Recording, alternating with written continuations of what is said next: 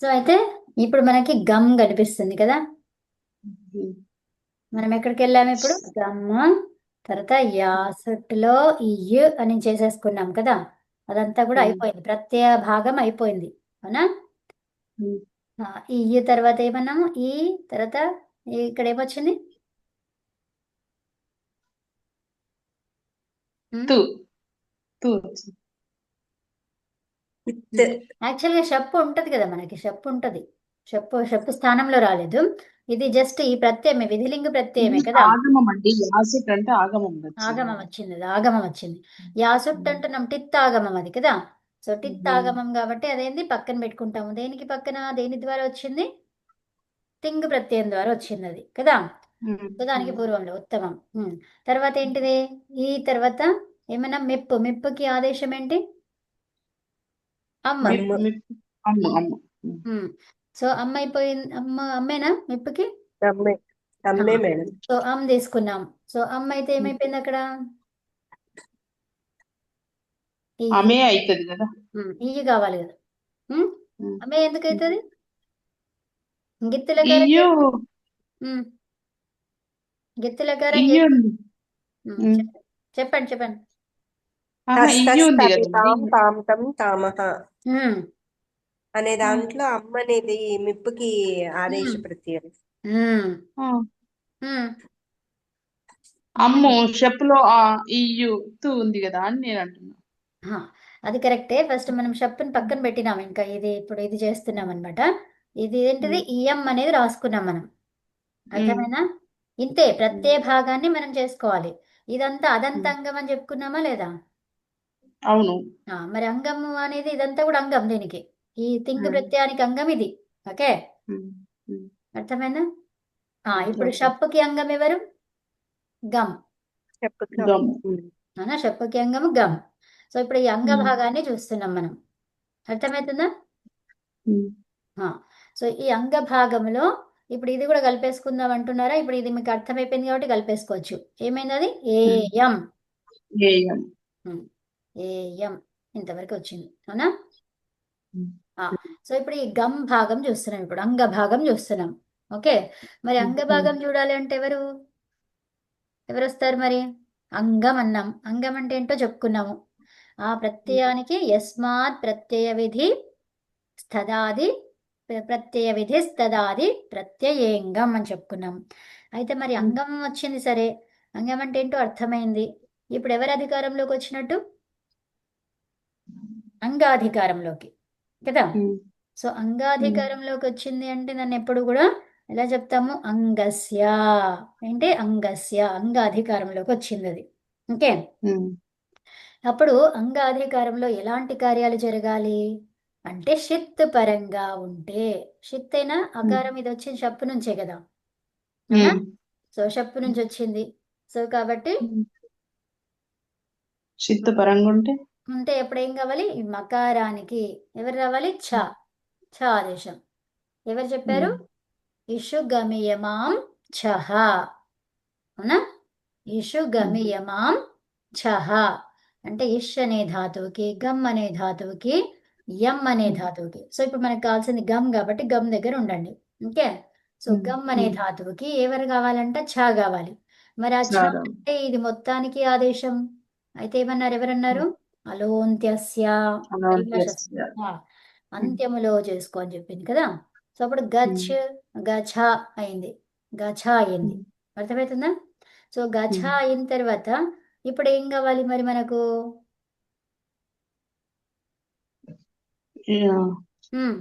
గఛ అయిన అంటే తర్వాత చా రావాలి కదండి. ఇక్కడ ఏముంది? ఇక్కడ దీనికి పూర్వంలో ఏముంది? రస్వం ఉంది. తర్వాత ఒక నిమిషం, రస్వం తర్వాత ఏముంది? ఛ. ఛ అనేది ఉంది, అవునా? అప్పుడు ఎవరు వస్తారు? ఛేఛ. ఏంటి? ఛేఛ. ఈ ఛేఛ ఎవరి అధికారంలో ఉంది ఇప్పుడు మరి? అంగాధికారంలో, అర్థమైందా? సో మరి అంగంకి సంబంధించిన సూత్రాలన్నీ ఎందులో ఉంటాయి? అంగానికి సంబంధించిన సూత్రాలన్నీ 6వ అధ్యాయంలో ఉంటాయి. ఎక్కడుంటాయి? 6వ 6వ అధ్యాయం.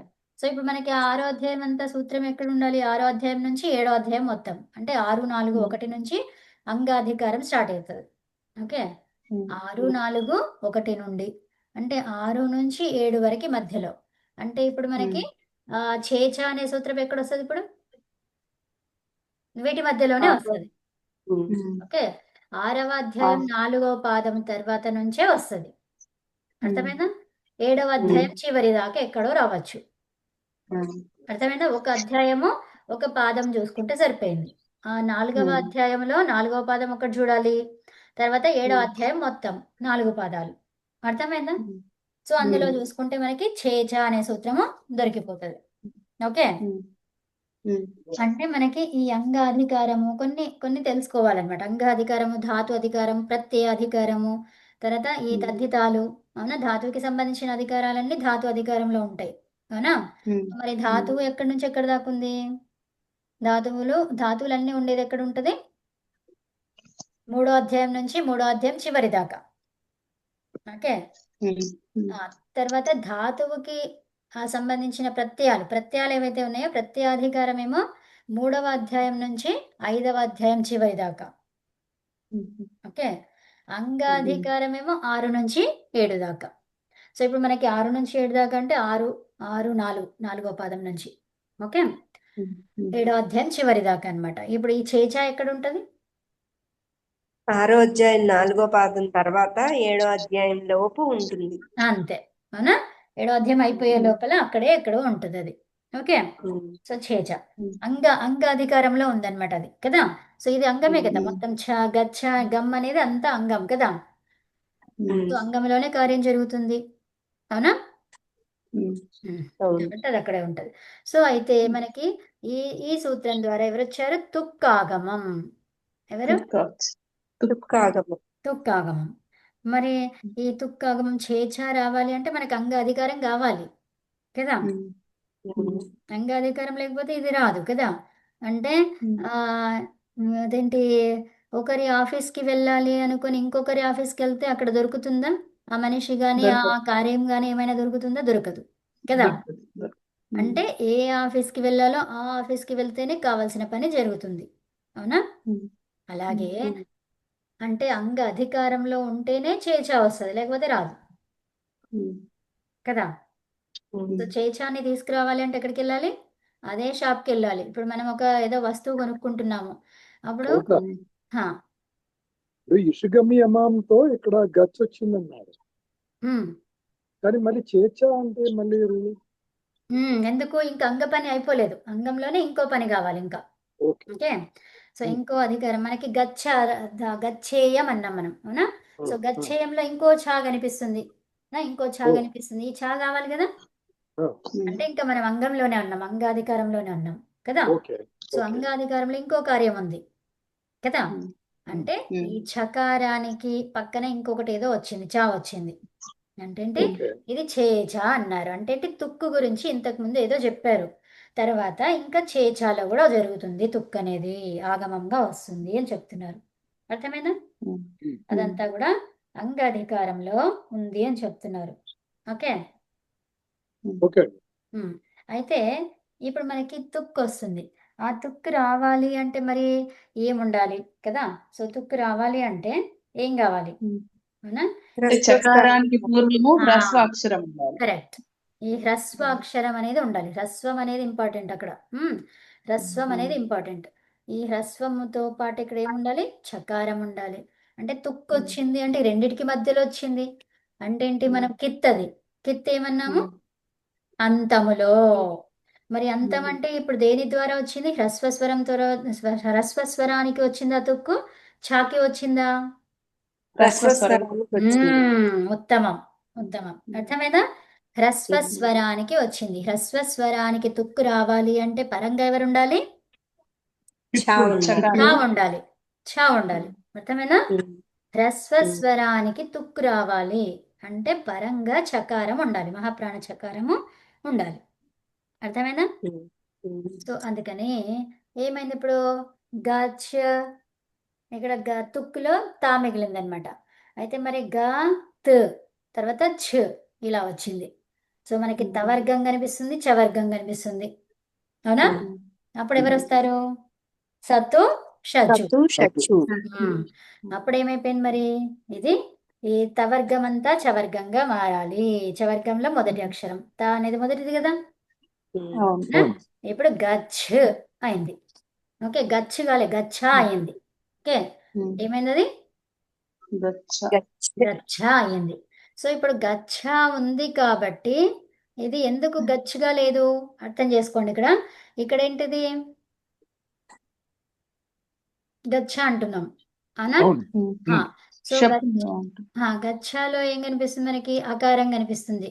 తర్వాత ఉపధాలో కనిపిస్తుంది ఒకటి, అంటే ఉపధాలో ఏం కనిపిస్తుంది? ఛ, అవునా? తర్వాత ఆ, అవునా? ఓకే. ఇలా ఓకే. కనిపిస్తుంది. అంటే దానికి పరంగా ఎవరున్నారు? షప్ ఉంది. అవునా? ఈ షప్ ద్వారా మనకేం దొరికింది? అక్కడ ఏమీ దొరకలేదు. అర్థమైనా? ఇక్కడ ఏం కాలేదు, కానీ మరి వేరే చోట ఏమైపోతుంది? ఉంటే గుణం అవుతుంది. గుణమయ్యే అవకాశం ఉంటది కదా. ఇదంతా అంగం ఉంటే హా, సో కాబట్టి ఛ అనేది తీసుకొచ్చిండ్రు ఇక్కడ. అర్థమైనా? అంటే పూర్వరూపం, అక్కడ గుణాలు కానీ అట్లాంటివి ఏవి రాకుండా ఉండడానికి. ఎలా అవుతుంది? అయ్యే అవకాశం లేదు కదా. సో ఇప్పుడు మనకి ఇదే ఉందనుకోండి. సో ఇక్కడ వేరేదేదో ఉంది. ఏంటి? ఇషు గమ్ము ఎం అన్నాం, అవునా? సో మరి ఇక్కడ మనకి సూత్రం చెప్తున్నప్పుడు అన్నింటినీ దృష్టిలో పెట్టుకొని చెప్తారు కదా. సో ఇప్పుడు ఈ ఉంది, ఈ ఉంటే ఇప్పుడు ఇచ్చ అట్లా అన్నాం అనుకోండి. సో ఇప్పుడు ఏమైపోయింది? దీనికి గుణం అయిపోయింది. ఉపధాలో గుణం చేస్తున్నాం, హ్రస్వం ఉంటే ఏం చేస్తాం? గుణం చేస్తాం. అర్థమైందా? దాన్ని నివారించడానికి ఏం చేశారు? అకారంతో పెట్టేశారు, ఛ పెట్టారు. యక్షగమ్యమాం చ ఛ అన్నారు. ఛ అని ఎందుకు అనలేదు? ఎందుకు అంటే ఇక్కడ చవర్గం కాదు, అయిష్ట ఓన్లీ రూపం, అయిష్ట రూపం వస్తుంది కాబట్టి. అర్థమైందా? గుణవృత్తి నిషేధం కోసం అలా చేశారు. గుణ నిషేధం కోసము, ప్రకృతి భావం రావడానికి కోసము, గుణ నిషేధం కోసం చేసినటువంటి క్రియ అది. అర్థమైందా? సో ఇప్పుడు గచ్చ, అందుకని గచ్చ ఇలా ఉంది, అవునా? సో గచ్చ తర్వాత ఆ ఉంది, అవునా? గచ్చ తర్వాత ఈ ఆని మనం ఏం చేసేసుకున్నాం? ఇక్కడ ఏ చేసేసుకున్నాం, అయిపోయింది ఇక్కడ, అవునా? మరి ఇక్కడ ఆ ఫస్ట్ అలాగే ఉంచుకుందాం, ఎందుకంటే ఇక్కడ ఆ అక్కడ ఆ ఉంది. సో అప్పుడు ఏం చేస్తారు మరి? ఆద్గుణ కాదండి. అతోగుణి వస్తుంది. అతోగుణి అదే అతోగుణి ఎందుకు వచ్చింది? ఇక్కడ ముందరున్నది అమ్మ కాదండి, ఇందులో గచ్చిలో ఇది అపదం, అపదం కాబట్టి అతోగుణి తీసుకురావాలి. అర్థమైందా? అపదం కాబట్టి ఎవరిని తీసుకురావాలి? అతోగుణే, ఒకటే ఆప్షన్. ఇంకా పదం అయితే ఏం చేస్తాము? దీర్ఘసంధి. పదం కాకపోతే అతోగుణి.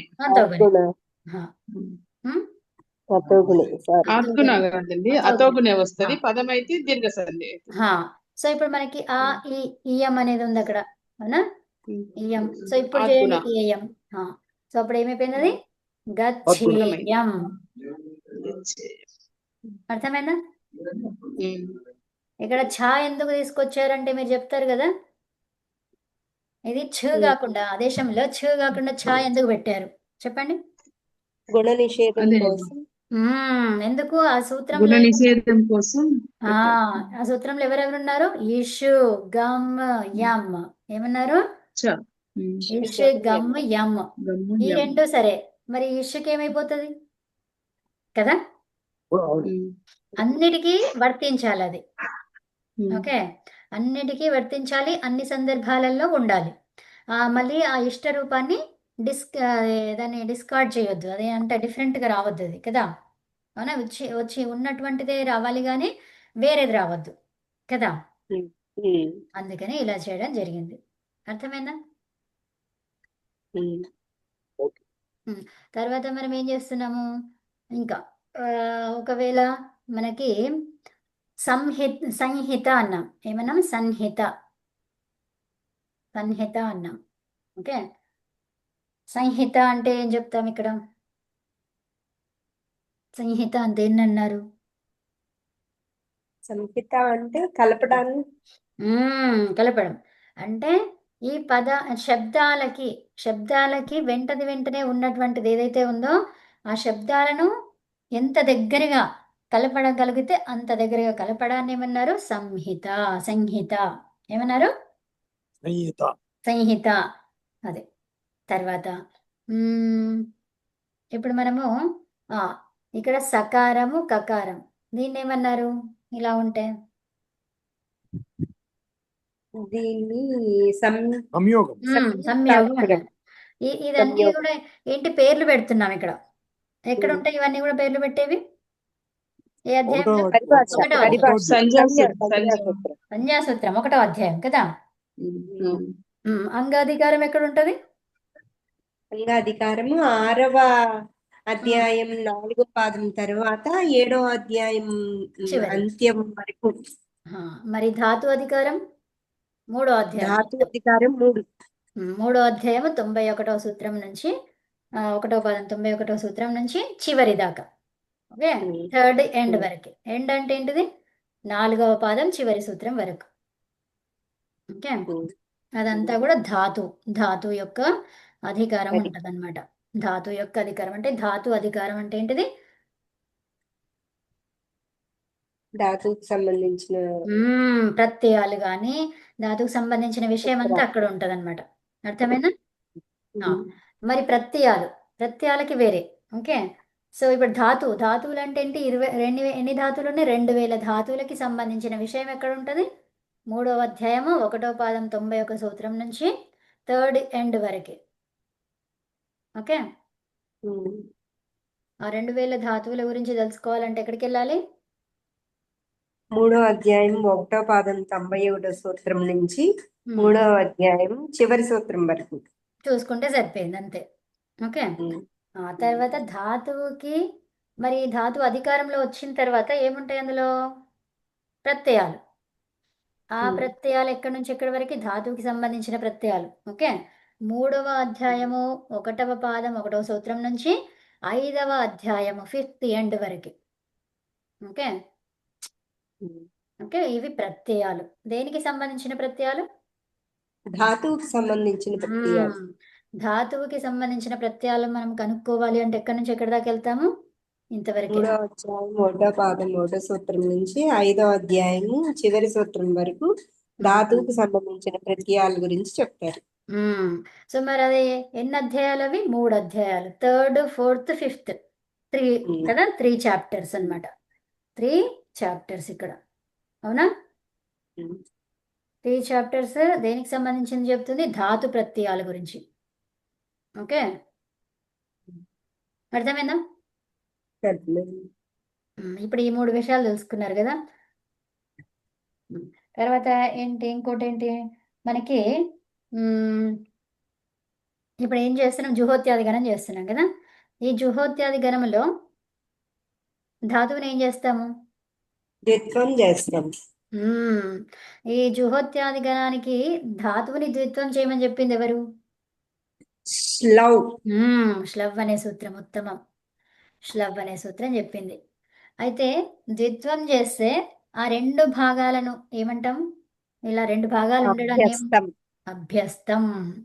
సో అభ్యస్తంలో మనకి మొదటి భాగం కూడా కనిపిస్తుంది, 2వ భాగం కనిపిస్తుంది. ఆ మొదటి భాగాన్ని ఏమంటాము? అభ్యాసం. అభ్యాసం అని ఎవరు పేరు పెట్టారు? అదే అభ్యాసం అనేది సంజ్ఞాసూత్రం. ఎక్కడ ఉంటది మరి అది? మొదటి అధ్యాయం 1వ అధ్యాయం. తర్వాత అభ్యాసం. మరి అభ్యాసములో జరిగే కార్యాలేంటి? ఇప్పుడు మనకి ద్విత్వం అన్నాం కదా. ఈ ద్విత్వం అనేది ఎక్కడెక్కడ కనిపిస్తుంది? ఈ లకారాలలో చూసుకుంటే యంగ్ చెంగ్ జుహోత్యాది గణం లిట్. ఉత్తమం. ఓకే, సయచ జూలి. సయచ జూలి అని చెప్పుకున్నాం మనం. ఉత్తమం. తర్వాత ఇంకా దాంట్లో అభ్యాసం. అవునా? ఈ అభ్యాసం అనేది ఉంది కదా మొదటి దాంట్లో. ఈ అభ్యాసంలో ఏమేం కార్యాలు జరుగుతాయి? ఏం జరుగుతుంది? ఫస్ట్ ఏం చేస్తాము? దీర్ఘాక్షరం ఉంటే హ్రస్వం చేస్తాం. దానికి ఎవరు చెప్పారు హ్రస్వం చేయాలి అని? హ్రస్వం చేయాలి అని అదే అదే సూత్రం. స్వహ. హ్రస్వః అంతే. ఓకే, సూత్రం ఏంటి? హ్రస్వః. హ్రస్వః చెప్పింది కదా, దీర్ఘం ఉంటే హ్రస్వం చేసుకో అని కదా. ఆ, తర్వాత ఆ తర్వాత ఏం చేస్తాము, ఇక్కడ మనకి 2-3 అక్షరాలు ఉన్నాయనుకోండి. ఓకే, అప్పుడు ఏం చేస్తాము, 2-3 అక్షరాలు ఉంటే ఏం తీసుకుంటాం? ఆ, ప్రధాన అదే ఉమ్, ఫస్ట్ హల్లునే ఉమ్, తీసుకోవాలి, ప్రథమ ఉమ్. హల్లు. ఆ, అంటే ఏంటి? దాన్ని ఏమంటాం? అలాగే శేష. ఆ, హల్. హల్ హల్ తీసుకోవాలి అంటున్నాం. ఎలాంటి హల్లు తీసుకోవాలి? ఎక్కడున్న హల్? ఆదిగా. ఆదిలో ఉన్న హల్లు. ఆదిగా హల్లు ఉన్నది మాత్రమే శేషిస్తుంది. శేషం అంటే ఏంటిది? మిగులుతుంది కదా. అంటే ఏంటి? అదే మిగులుతుంది, మిగతా అన్ని లోపిస్తాయి అని అర్థం. అవునా? అర్థమైందా? అర్థమైంది. హలాది శేష చెప్పింది. అయితే మరి ఆ హల్లుల్లో అచ్చుతో మొదలైతే ఒకవేళ అచ్చుతో మొదలైతే అచ్చులు మాత్రమే తీసుకోవాలి. అచ్చు మాత్రమే తీసుకోవాలి, ఇవన్నీ కూడా లోపిస్తాయి. అర్థమైందా? అదంతా కూడా చెప్పింది ఎవరు? హలాదిశేష. ఉత్తమం, హలాదిశేష. తర్వాత ఈ హల్లులో షర్రు వర్ణంతో మొదలైతే ఏం చేయాలి? చెరును వదిలేసి పూర్వః కయ. కయాః. కయ షర్రును పర్వంగా ఉంది. ఖయ్యని మాత్రమే తీసుకోవాలని చెప్పింది కదా. తర్వాత అక్కడ ద్విత్వ ప్రోగ్రాంలో మనకి కొన్ని విషయాలు తెలుసుకున్నాం. అవునా? ఏ భాగానికి ద్విత్వం చెయ్యాలి? అవునా? ఇప్పుడు ధాతువు ఉంది, ఇప్పుడు గమ్ అనే ధాతువు ఉంది. ఓకే, ఈ గమ్ అనే ధాతువుకి ద్విత్వం ఈ గమ్ మొత్తానికి చెయ్యాలా? ఎలా చెయ్యాలి అంటే ఏమన్నారు? ఏకాచ్ సముదాయానికి. ఏమన్నారండి? ఏకాచ్ సముదాయానికి చేయమన్నారు. ఇప్పుడు ఈ గమ్ అనేది ఒకటే ఉంది మనకు కదా, ఈ గమ్లో ఇది ఏకాచ్ ఉన్నటువంటిది. మరి సముదాయం అవునా కదా, ఈ మొత్తాన్ని తీసుకొని జస్ట్ గా ఒకటే తీసుకోవాలా? ఇది మొత్తం ఏకాచే కదా, ఉమ్, కాబట్టి గమ్ తీసుకోవాలి. మొత్తం తీసుకోవాలి. సముదాయం అన్నాం ఇప్పుడు కదా, ఏకాచు ఉన్నటువంటి సముదాయాన్ని మొత్తాన్ని ద్విత్వం చెయ్యాలి కదా. అలా ఎవరు చెప్పారు మరి? ఏకాచు ఉమ్, ఏకాచో ద్వే అంతే, ఇక్కడే ఉత్తమం. ఉంది. ఏకాచో ద్వే ప్రథమస్య, అదే అక్కడే కనిపిస్తుంది. ఉత్తమం. అదే, అర్థమైనా? నేను చూసి చెప్పాను మేడం. సో మరి ఏకాచ ద్వే ప్రథమస్య అని చెప్తున్నారు అంటే ఏంటిది? ఇక్కడ మరి ద్వే ప్రథమస్య అంటే ఏంటిది? అనేకాచు ఉంటేనేది కదా. అవునా? ఏకాచు ఉంటే. ఆహా, అనేకాచ్ అంటే ద్వే అంటున్నాం. ఇక్కడ ద్వే దేనికి చేస్తావు? ప్రథమ అవయవానికి అని చెప్పుకున్నాం. అవునా? ప్రథమ ఏకాచ్ అవయవానికి అని చెప్తున్నాం. అర్థమవుతుందా? అంటే ఏంటి? 2-3 ఉన్నప్పుడు ఏం చెప్తున్నాం? ఇది ప్రథమ ఏకాచ అవయవానికి చేస్తామని చెప్తున్నాం. ఒకే అచ్చు ఉన్నప్పటి సంగతి ఏంటి మరి? ఒకే అచ్చు ఉన్నప్పుడు ఏం చేయాలి అనేది ఎవరు చెప్పారు? ఉమ్? ఇది ఈ ప్రథమ ఏకాచి గురించి చెప్తుంది ఇది. అవునా? అవునా? ప్రథమస్య అంటే ఏంటిది? ప్రథమ ఏకాచికి ద్విత్వం చేసుకో. అర్థమైందా? ప్రథమస్య అంటే ప్రథమ, ఏకాచ్ ప్రథమ ఏకాచ్ కి ద్విత్వం చేసుకో. అంటే ఇక్కడ ఏమున్నాయి? ప్రథమ ఏకాచ్ అవయవం అని ఒకటి, ద్వితీయ ఏకాచ్ అవయవం అని ఒకటి ఉన్నప్పుడు మాత్రం ఈ సూత్రం పనిచేస్తుంది. అవునా? సో ఇప్పుడు మనకి ఉన్నది ఒకటే ఏకాచ్ అవయవం, అప్పుడు ఈ సూత్రం ఎందుకు వస్తుంది? సో హలాదిశేష. హలాదిశేష అనేది ఏంటిది? అది దేని గురించి? అభ్యాసంలో ఏం చేయాలనే దాని గురించి. ఇక్కడ ఏ పార్ట్కి ద్విత్వం చెయ్యాలి అనేది మనం చూస్తున్నాం. అవునా? అప్పుడు ఏం చెప్తారు?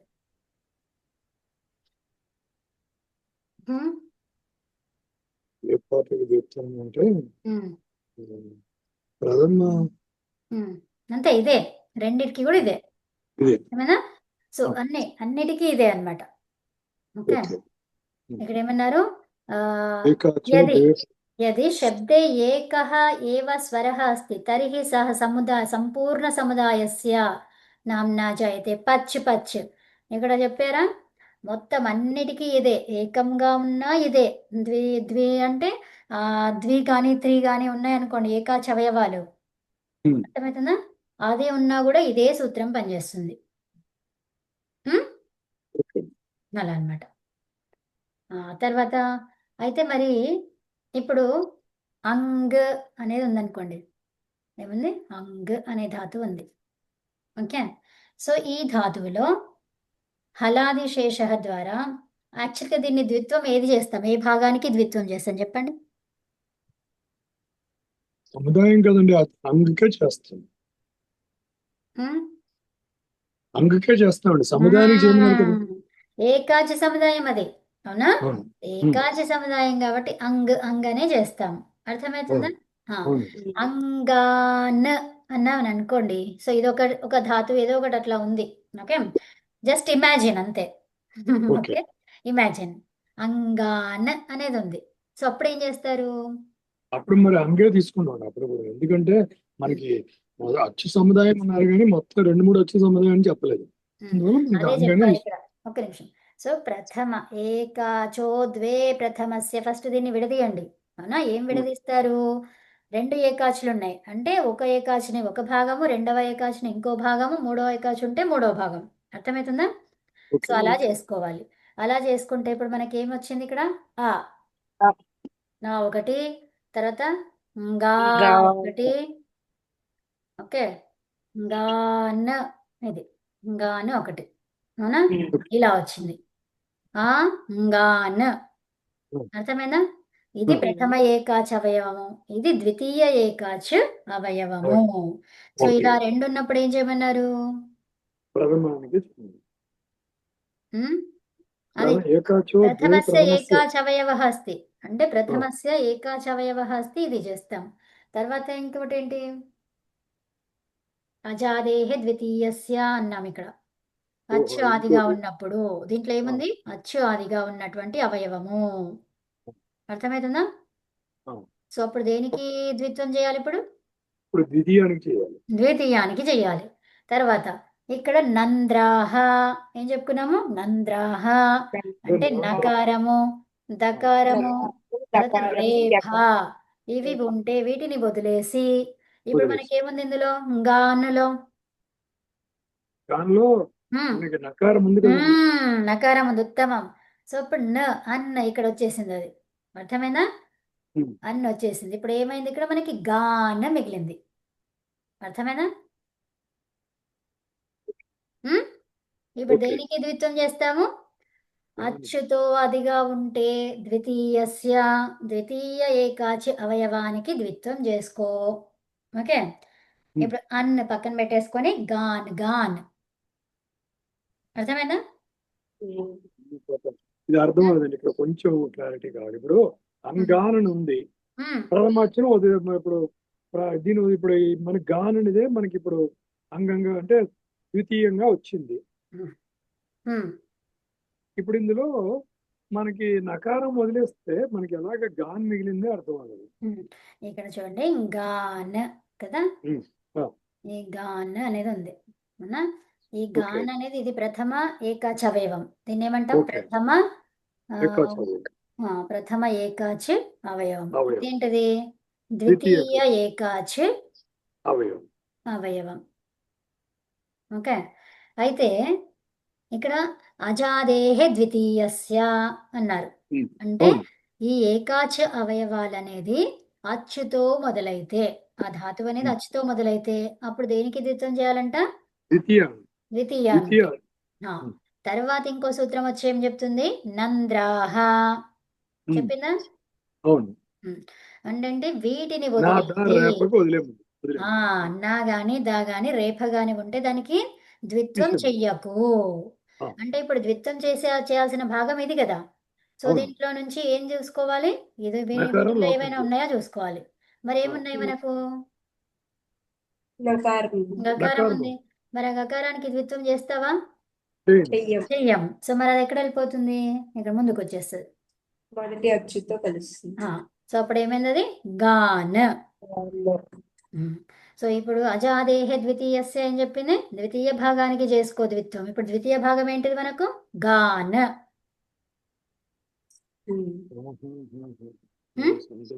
ఇక్కడ ఉమ్.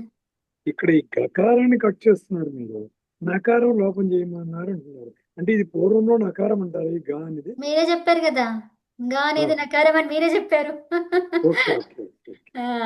సో గకారం ఏంటండి? అన్ని పంచమ వర్ణాలు ఏంటివి అవి? నకారం సరే. అని చెప్పుకున్నామా? అది ఒకసారి మళ్ళీ మీరు రిమైండ్ చేసుకోవడం మీరేంది గొడుగు అంబ్రెల్లాని పట్టుకొచ్చారుగా. అదే, అదే, అదే.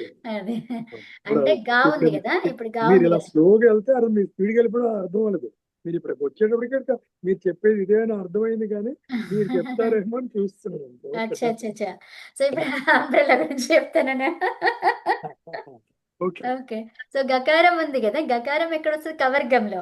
అంటే అవును. ఏంటి? గా అనేది ఏంటిది ఇప్పుడు ఇక్కడ? నా అన్నమాట. అంటే గాకి పూర్వం ఏముంది? నా ఉంది. అవునవును, అర్థమైంది. సో కానీ ఇంత డీప్ గా కొంచెం కాన్ఫిడెంట్ గా లేకపోతే ఇదే అర్థమై చావదు ఈ రోజంతా. అంతే అంతే. Yeah yeah. సో అదనమాట. ఓకే అండి, టైమ్ ఇస్ అప్ కదా. అవును. సో అలా వచ్చేసి ఎలా చేసుకుంటాం కదా. Okay, I think we have taken enough dose today. Good. అంతే అయిపోయింది. రిపిటేషన్ అంతా చేసాం మనం. ఒక అవును. విధంగా చెప్పుకొని చిన్న సబ్జెక్ట్ అయినా ఇంకా చూడండి, ఇంకా సంయోగంలో ఏమన్నారు? నా ద రా ఉంటే ఆదిగా, అవునా? అవును సంయోగానికి ఆదిగా ఉంటే మరి అది ఎక్కడ ఉండాలి? ఆదిగానే ఉండాలి సంయోగంలో. అవును. అదే ఉంది మనకి ఇక్కడ. కాబట్టి మళ్ళీ అది తెచ్చుకొని మళ్ళీ ముందుకు వెళ్ళిపోయాము. మళ్ళీ వెనక్కి వెళ్ళిపోయి ఏం చేసాము? అదనమాట, ద్వితీయ భాగానికి ద్విత్వం చేసుకున్నాం. ఓకే. అదండి. ఓకే, శాంతి పాఠం. అంతిపాటు. ఉమ్. ఓంకార సంయుక్తం మంత్రం నిత్యం ధ్యాయంతి యోగినః కామదం మోక్షదం తస్మై నకారాయ నమో నమః. ఓం శాంతి శాంతి శాంతి.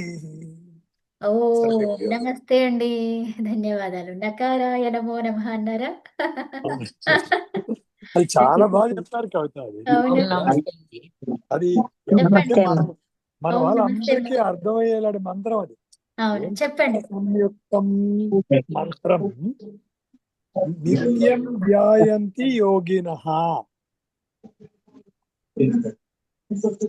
కామదం మోక్షదం తస్మై నకారాయ నమో నమః. ఓం నకారాయ నమః.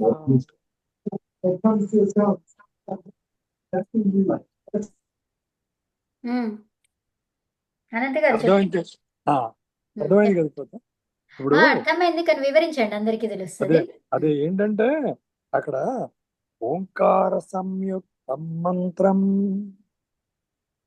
నిత్యం ధ్యాయంతి యోగినః కామదం మోక్షదం తస్మై నకారాయ నమో నమః. వెరీ క్లియర్ మంత్రం అనమాట. ఇక్కడ ఎవరికి ఏం చెప్పక్కర్లేదు యాక్చువల్గా. బట్ స్టిల్ వర్ణన ఏంటంటే యోగులు ఎప్పుడు ఓంకార సంయుక్త మంత్రాలు ఇస్తారు. ఓంకారం తాలూకా విశేష గుణాలు మనం విపులంగా చెప్పుకున్నాం. ఓంకారం ఎంత గొప్పది, ఒక్క ఓంకార మంత్రమే చాలు మనకి చివరికి అంటే మనకి ఒడ్డుకి చేర్చడానికి అది ఒక్కటే చాలు. ఓంకారం ఒక్కటే చాలు, ఇంకే అక్కర్లేదు. ఓం ఓం ఓం ఇది ఒక్కటే చాలు మనకి చివరికి తీసుకెళ్లి విడిచిపడ్డానికి. అయితే ఈ యోగులో తెలుసుకొనే సదా ధ్యాయంతి యోగిన. అప్పుడు దాని తర్వాత ఏం చెప్తున్నారు? కామదం మోక్షదం తస్మై. వాళ్ళ కోరికలు వాళ్ళకి మోక్షాలు కలగడానికి తస్మై అంటున్నాం. కామదం మోక్షదం తస్మై. తస్మై అంటే ఎవరు? కస్మై ఓం. ఓం తర్వాత నకారాయ నమః అన్నారు. నకారం ఎందుకు వచ్చింది అక్కడ? నకారం అంటే నమఃలో నకారం ఉంది కదా. అది అంటే శివుడికి నమః అంటాం కదా, ఓం నమః. మకారం కూడా చెప్పాలి. మహాదేవం మహాత్మానం మహాపాతక నాశనం. ఉమ్, మకార మహాదేవం వందే మకారాయ నమః, ఉమ్, మకారాయ నమో నమః ఉమ్. కదా. అంటే ఇక్కడ ఓం అంటున్నామా, అంటే ఇక్కడ మకారం, ఓంలో మకారం వచ్చింది, అవునా? అవును. మకారం, ఈ మకారం ఏంటి మరి ఆది? మకారము ఇక్కడ మహాదేవం, అది మహాదేవం మహాత్మానం మహాపాతక నాశనం ఉమ్, మహాపాపహరం వందే మకారాయ నమో నమః. అంటే ఈశ్వరుడికి నా మా రెండు నమఃతోని చెప్తాం కదండి. నా మా రెండుతోనే చెప్తాం, అవును. అంటే మకార నకారాలే అవే ఆ చేంజ్ రెండుకి ఇప్పుడు మనం నకారం. వివరణ కూడా చెప్పాం. ఉమ్, అదే ఇది. సో అన్నమాట, ఉత్తమం. అంటే పంచాక్షరి నమ శివాయ శివాయ నమ అనే శివాయ, నమ మా శివాయ. అంటే నేను పక్షాన్ని నా తీసుకొని అంటే 5 శ్లోకాలు నేను చెప్పారు. ఉమ్, అది నేను అనేది ఏం లేదు అనేది అది మా అమ్మ అట్లా నాది కాదు. తెలియజేసుకుంటాను. ఉమ్, నేను అనేది ఏం లేదు ఉమ్, అని కూడా ఇంకొక దగ్గర తీసుకోవచ్చు. అయ్యో పాపం అమ్మ, అదే గొంతు ఇదైనట్టుంది. ఏం లేదు లేదా? ఓకే. బాగా ఉమ్.